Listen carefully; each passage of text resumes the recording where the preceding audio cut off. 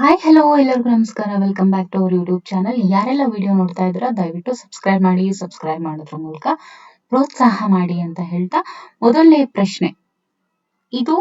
ಈ ಒಂದು MCQs ವಿದ್ಯುತ್ ಪ್ರವಾಹದ ಕಾಂತೀಯ ಪರಿಣಾಮಗಳು ಈ ಒಂದು ಪಾಠಕ್ಕೆ ಸಂಬಂಧಪಟ್ಟಿರುವಂತದ್ದಾಗಿರುತ್ತೆ. ವೆರಿ ಟಾಪ್ 10 MCQs ಆಗಿರುತ್ತೆ.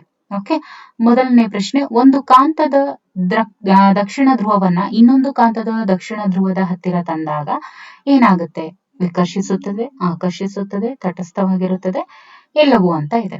ನೋಡಿ, ಒಂದು ಕಾಂತದ ದಕ್ಷಿಣ ಧ್ರುವವನ್ನ ಇನ್ನೊಂದು ಕಾಂತದ ದಕ್ಷಿಣ ಧ್ರುವದ ಹತ್ತಿರ ತಂದಾಗ ಅದು ಏನಾಗುತ್ತೆ? ವಿಕರ್ಷಿಸುತ್ತೆ. ಹೌದಲ್ವಾ? ವಿಕರ್ಷಿಸುತ್ತೆ. ಕಾಂತದ ಒಳಭಾಗದಲ್ಲಿ ಕಾಂತೀಯ ಬಲರೇಖೆಗಳು ಈ ದಿಕ್ಕಿನಿಂದ ಈ ದಿಕ್ಕಿನ ಕಡೆಗೆ ಚಲಿಸುತ್ತವೆ. ಕಾಂತದ ಒಳಭಾಗದಲ್ಲಿ ಕಾಂತೀಯ ಬಲರೇಖೆಗಳು ಯಾವಾಗ್ಲೂ ಯಾವ ದಿಕ್ಕಿನಿಂದ ಯಾವ ದಿಕ್ಕಿಗೆ? ಉತ್ತರದಿಂದ ದಕ್ಷಿಣ, ದಕ್ಷಿಣದಿಂದ ಉತ್ತರ, ಪೂರ್ವ, ಉತ್ತರ, ದಕ್ಷಿಣ, ಪಶ್ಚಿಮ. ನೋಡಿ, ಈ ಪೂರ್ವ ಪಶ್ಚಿಮ ಎಲ್ಲ ಬರುತ್ತೆ, ಇದೆಲ್ಲ ರಾಂಗ್.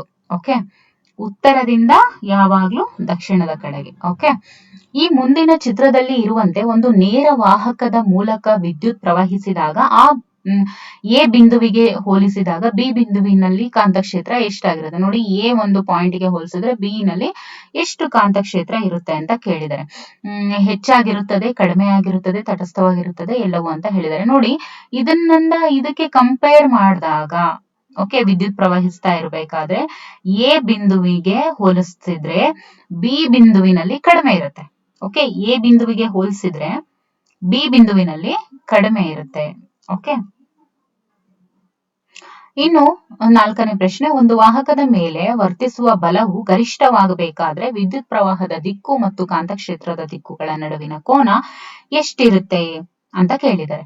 ನೋಡಿ, ಒಂದು ವಾಹಕದ ಮೇಲೆ ವರ್ತಿಸುವಂತಹ ಬಲ ಗರಿಷ್ಠವಾಗಬೇಕು, ಮ್ಯಾಕ್ಸಿಮಮ್ ಆಗ್ಬೇಕು ಅಂತ ಹೇಳಿದ್ರೆ ವಿದ್ಯುತ್ ಪ್ರವಾಹದ ದಿಕ್ಕು ಮತ್ತು ಕಾಂತಕ್ಷೇತ್ರದ ದಿಕ್ಕು ಇವೆರಡು ನಡುವೆ ಎಷ್ಟು ಡಿಗ್ರಿ ಆಂಗಲ್, ಅಷ್ಟು ಅಂದ್ರೆ ಎಷ್ಟು ಆಂಗಲ್ ಇರ್ಬೇಕು ಅಂತ ಕೇಳಿದ್ದಾರೆ. ನೋಡಿ, ಇಲ್ಲೇ ಕಾಣಿಸ್ತಾ ಇದೆ. ನೋಡಿ, ಜಾಸ್ತಿ ಇರ್ಬೇಕು ಅಂತ ಹೇಳಿದ್ರೆ ಇಟ್ ಶುಡ್ ಬಿ 90 ಡಿಗ್ರಿ. 45 ಅಲ್ಲ, 16 ಅಲ್ಲ, 120 ಅಲ್ಲ, ದಟ್ ಶುಡ್ ಬಿ 90 ಡಿಗ್ರಿ ಆಗಿರ್ಬೇಕು. ಇನ್ನು ಮುಂದಿನ ಪ್ರಶ್ನೆ, ಒಂದು ವಾಹಕದಲ್ಲಿ n ಸುತ್ತುಗಳನ್ನು ಹೊಂದಿದ್ದರೆ ಅದರಿಂದ ಉಂಟಾಗುವಂತಹ ಕಾಂತಕ್ಷೇತ್ರ ಎಷ್ಟಾಗಿರುತ್ತೆ? ಓಕೆ, ಅದರಿಂದ ಉಂಟಾಗುವಂತಹ ಕಾಂತಕ್ಷೇತ್ರ ಎಷ್ಟಾಗಿರುತ್ತೆ? 2n ರಷ್ಟು ಹೆಚ್ಚಾಗಿರುತ್ತೆ, n ರಷ್ಟು ಕಡಿಮೆ ಆಗಿರುತ್ತೆ, n ರಷ್ಟು ಹೆಚ್ಚಾಗುತ್ತದೆ, ಬದಲಾವಣೆ ಆಗುವುದಿಲ್ಲ ಅಂತ ಇದೆ. ಉತ್ತರ ಏನು?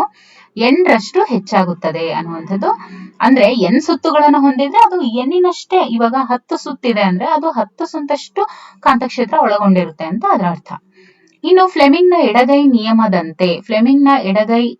ನಿಯಮದಂತೆ ಹೆಬ್ಬೆರಳ ಇದನ್ನು ಸೂಚಿಸುತ್ತದೆ. ನೋಡಿ, ಎಡಗೈ ಅಂದ್ರೆ ಫ್ಲೆಮಿಂಗ್ ನ ಎಡಗೈ ನಿಯಮದಂತೆ ಹೆಬ್ಬೆರಳು ಏನನ್ನ ಸೂಚಿಸುತ್ತೆ? ಓಕೆ, ಫ್ಲೆಮಿಂಗ್ದು ಲೆಫ್ಟ್ ಹ್ಯಾಂಡ್ ರೂಲ್ ಅಲ್ಲಿ ಹೆಬ್ಬೆರಳು ಏನಿದೆಯಲ್ಲ ಅದು ಏನನ್ನ ಸೂಚಿಸುತ್ತೆ? ದಟ್ ಇಸ್ ಚಲನೆಯನ್ನ ಸೂಚಿಸುತ್ತೆ.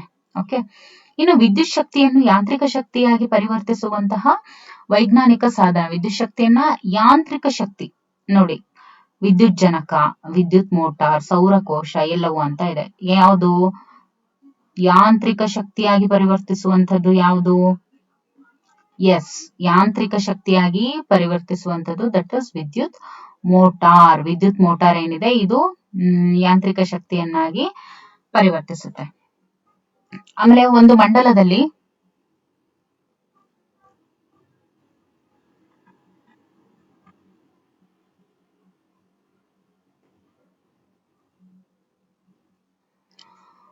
ಮಂಡಲದಲ್ಲಿ ವಿದ್ಯುತ್ ಪ್ರವಾಹದ ದಿಕ್ಕನ್ನು ಹಿಮ್ಮುಖಗೊಳಿಸುವಂತಹ ಸಾಧನ.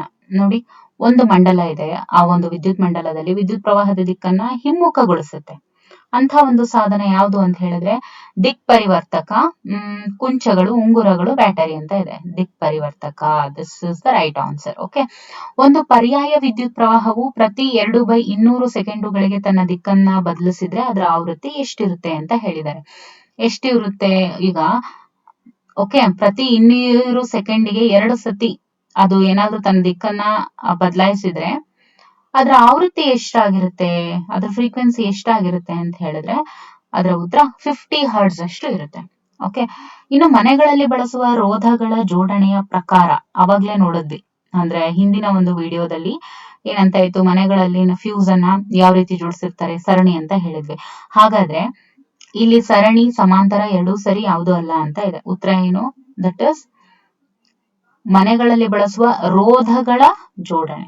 ಯಾವುದು? ರೆಸಿಸ್ಟೆನ್ಸ್, ರೋಧಗಳ ಜೋಡಣೆ. ಫ್ಯೂಸು ಯಾವಾಗ್ಲೂ ಸರಣಿಯಲ್ಲಿ ಜೋಡಿಸಿದ್ರೆ ರೋಧಗಳ ಜೋಡಣೆ ಏನಿರುತ್ತಲ್ವಾ ಅದನ್ನ ಯಾವಾಗ್ಲೂ ಸಮಾಂತರವಾಗಿ ಜೋಡಿಸಿರ್ತಾರೆ. ಓಕೆ, ರೋಧಗಳನ್ನ ಸಮಾಂತರವಾಗಿ ಜೋಡಿಸಿರ್ತಾರೆ. ಮನೆಗಳಲ್ಲಿ ಬಳಸುವಂತಹ ರೋಧಗಳ ಜೋಡಣೆ ಯಾವಾಗ್ಲೂ ಸಮಾಂತರ ಆಗಿರುತ್ತೆ.